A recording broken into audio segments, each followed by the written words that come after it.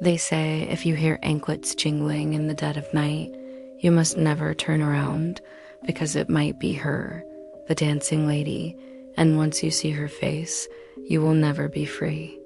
Adil, Hamza, and Zoya laughed when they first heard the story at a chai stall, daring each other to visit the abandoned Clifton hotel where she was said to appear. It was past midnight when they reached the broken building, its walls crumbling, its windows black holes against the sky. That was when they heard it, the soft, deliberate chan of anklets, drawing closer. Under a flickering streetlight stood a woman in a flowing red dress. Her back was turned as she swayed gracefully, her anklets ringing in rhythm.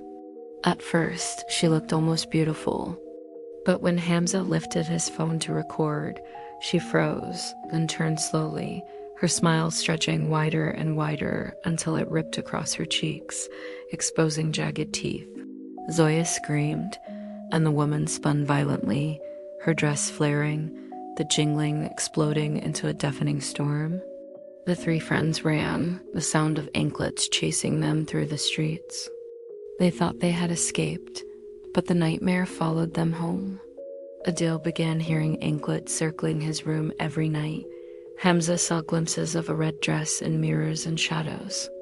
Zoya dreamed of bleeding feet and endless spinning. One night, Hamza vanished from his locked room, his footprints ending at the street outside. Days later, Zoya disappeared the same way, her room filled with tiny anklet prints. Desperate, Adil sought answers from an old fakir who told him the truth. The woman had once been a courtesan at the hotel. When it closed, she made a pact with something unholy to dance forever, but she needed souls to join her. Once you saw her, you were marked, and she would not stop until you danced with her too. That night, Adil heard her whisper outside his window, "Why don't you watch me?" Against his will, he looked, and there she was, spinning under the streetlight, pointing at him with her blood-red hand. In terror and rage, he went to the hotel, hoping to save Zoya. Inside the ruined ballroom, he saw her spinning, smiling, her anklets ringing like a heartbeat. Around her were shadowy figures dancing in rhythm, their faces pale, their eyes hollow. And among them were Hamza and Zoya, their feet bleeding as they spun, their mouths twisted into grotesque smiles. Adil fell to his knees, begging her to release them. The dancing lady glided toward him, touched his chest with her cold hand, and whispered, "Now you will dance too."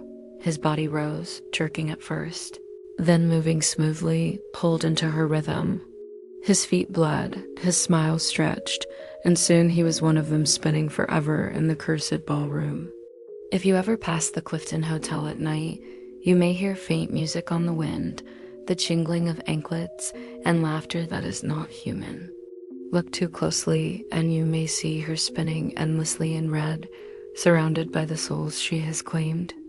And if your eyes meet hers, she will not let you go.